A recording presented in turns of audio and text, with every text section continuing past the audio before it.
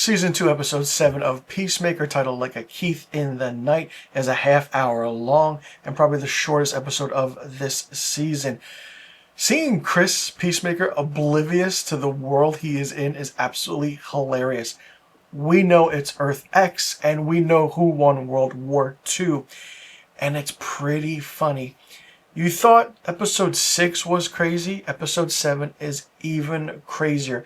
James Gunn is taking risks, ladies and gentlemen, and by all means, it is fantastic that he is doing so. He doesn't hold back at all, and this episode is probably my favorite episode of the two seasons combined.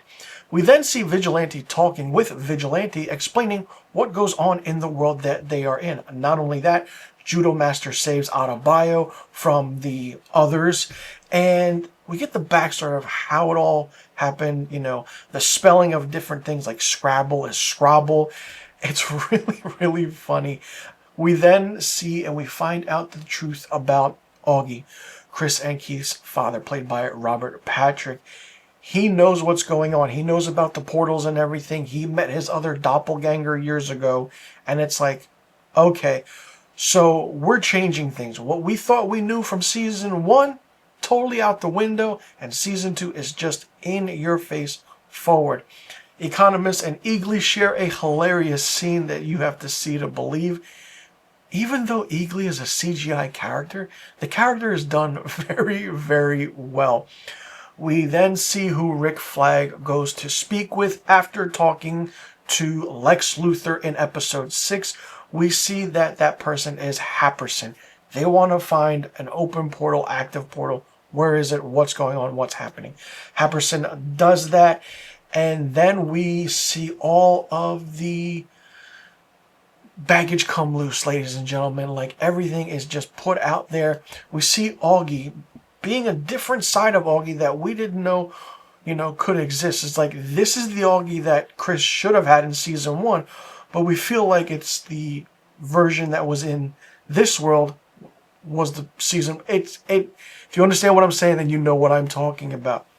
Augie has kind of a face-to-face with Chris, along with Keith next to him, and in Harcourt's there, Economist is still tied to the chair, and it's like, wow, Augie is like, okay, he's coming to his senses, and of course, Vigilante crashes it, and craziness ensues up until the final scene in this episode. This was a very, very fun episode from start to finish.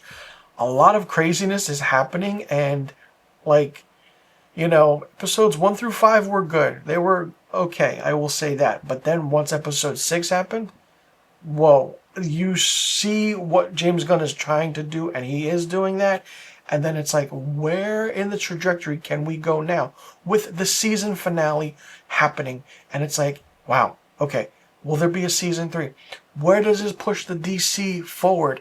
And what will the aspects be of who will show up? What will happen? How will this change everything in the DCU that James Gunn is doing?